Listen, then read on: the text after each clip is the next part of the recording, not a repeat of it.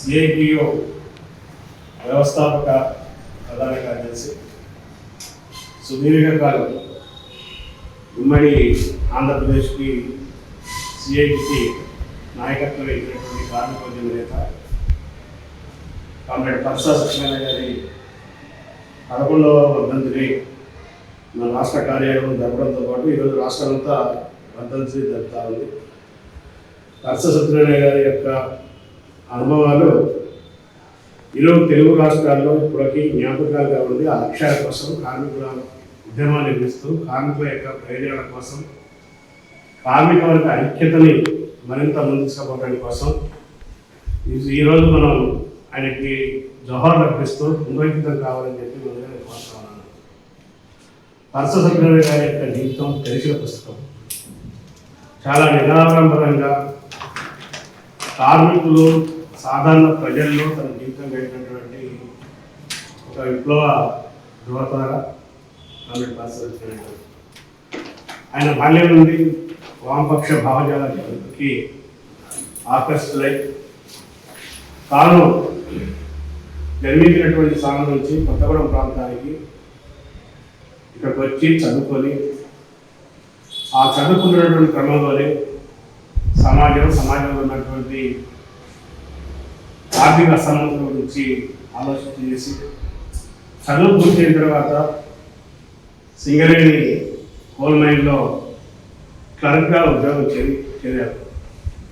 అక్కడ సింగరేణి ఈరోజు ఉన్నటువంటి సింగరేణి కదా, ఆ రోజు సింగరేణిలో అధిక శ్రమ, అధిక 10 గంటలు, తోపిడి, పరిమాణంతో ఉన్నటువంటి రోజుల్లో ఆ పరిస్థితులను చూసి అప్పటికే సింగరేణి ప్రాంతంలో శేషగిరిరావు ఇల్లంద ప్రాంతంలో సింగరేణి బొగ్గని కార్మికుల్ని ఆర్గనైజ్ చేస్తున్నటువంటి క్రమంలో అనేక అన్యాయాన్ని ప్రశ్నిస్తూ ఆ ఉద్యమాల్లో పాల్గొంటూ ఈ ఉద్యోగం అనేటువంటి దగ్గర వరకు ఆయన ఆలోచించేటువంటి ఆలోచన పోయినటువంటి పరిస్థితుల్లో ఉద్యోగం అయితే పరిమితంగా కుటుంబము, బంధువులు తన వరకే పరిమితమైతే, ఉద్యమం అయితే సమస్త కార్మిక వర్గానికి నేను మేలు చేసినటువంటి లేకపోతే వారికి ఎడగా ఉన్నటువంటి ఉద్యోగాన్ని రాజీనామా చేసి ఆయన ఏఐటీసీగా ఉన్నటువంటి రోజు సిఐటి ఏర్పడక ముందుకే ఏఐటీసీలోనే రాజీనామా చేసి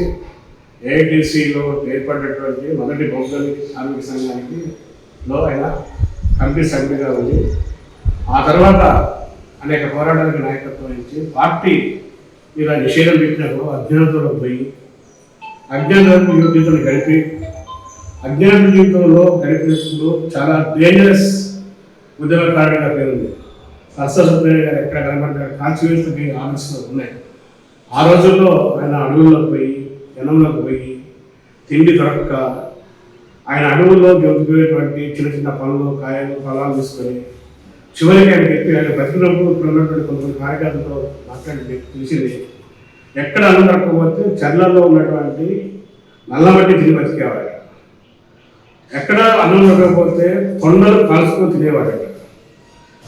ఇన్ని బాధలు వచ్చినా, ఇన్ని కష్టాలు వచ్చినా, ఇన్ని దశ వచ్చినా మన యువతలో ఉన్నటువంటి అమరవీరులు మన వీళ్ళు ముందుకెళ్ళే తప్ప ఎప్పుడు కూడా పునరావృతం చేయడం కానీ, వెతికిపోవడం కానీ, లేకపోతే కుంగిపోవడం కానీ, లక్ష్యాల నుంచి బయటికి పక్కదారి పడడం కానీ జరగలేదు.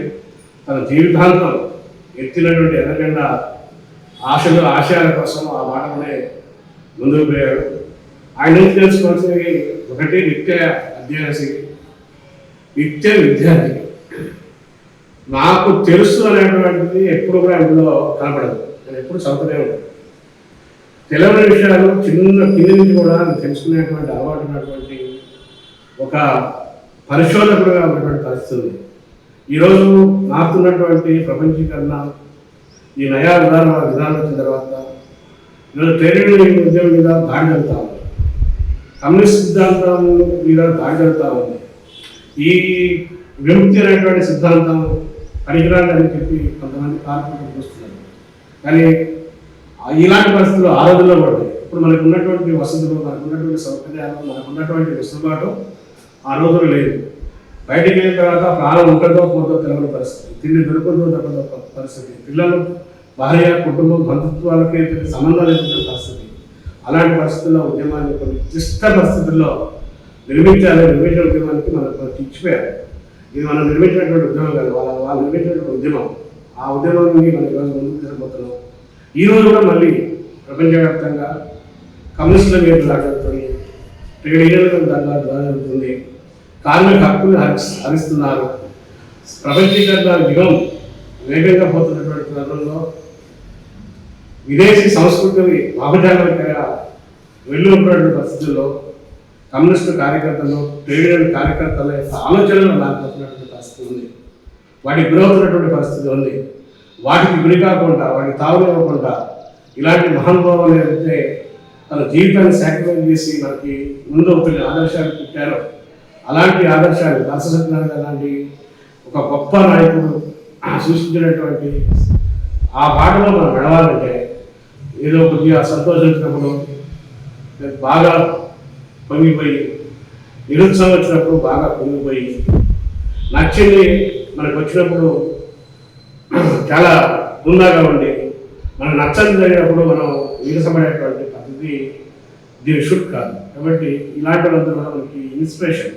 ఇప్పుడు ఈ రోజుల్లో మోడీ కానీ లేకపోతే ఇక్కడ ఉన్నటువంటి రేవంత్ రెడ్డి కానీ లేకపోతే ఇతర రాష్ట్రాల్లో ఉన్నటువంటి ప్రాంతీయ పార్టీలు కానీ ఈరోజు పచ్చి కార్మిక వ్యతిరేక విధానాన్ని, కార్మిక విచ్ఛిన్నకరమైనటువంటి చర్యల్ని, విచ్ఛిన్నకర శక్తుల్ని ప్రోత్సహించేటువంటి దానికోసం ఎంతటి యుతమైన ఇవ్వడానికి సిద్ధంగా ఉన్నటువంటి ఈ రోజుల్లో కార్మిక వర్గాన్ని ఐక్యం చేయడం, కార్మిక వర్గం ఉద్యమాన్ని ఉధృతం చేయడం, ఈ సమాజాన్ని మార్చడం, ఈ సమాజాన్ని మార్చాలంటే కార్మిక వర్గానికి ఒక వర్గంగా చేయడం, ఆ కార్మిక వర్గంగా చేసినటువంటి వాళ్ళందరూ కూడా ఇప్పుడున్నటువంటి ఆర్థిక సమస్యలే కాకుండా, ఆర్థిక చైతన్యమే కాకుండా వారికి రాజకీయ చైతన్యం కల్పించడం, సోషలిస్ట్ అవగాహన కల్పించడం, ఆ బాటలో మనం నడవడమే అర్థశాస్త్రం గారికి మనం ఒప్పించేటువంటి విధమైనటువంటి నియమాన్ని నిర్వహించినటువంటి చోహాలు.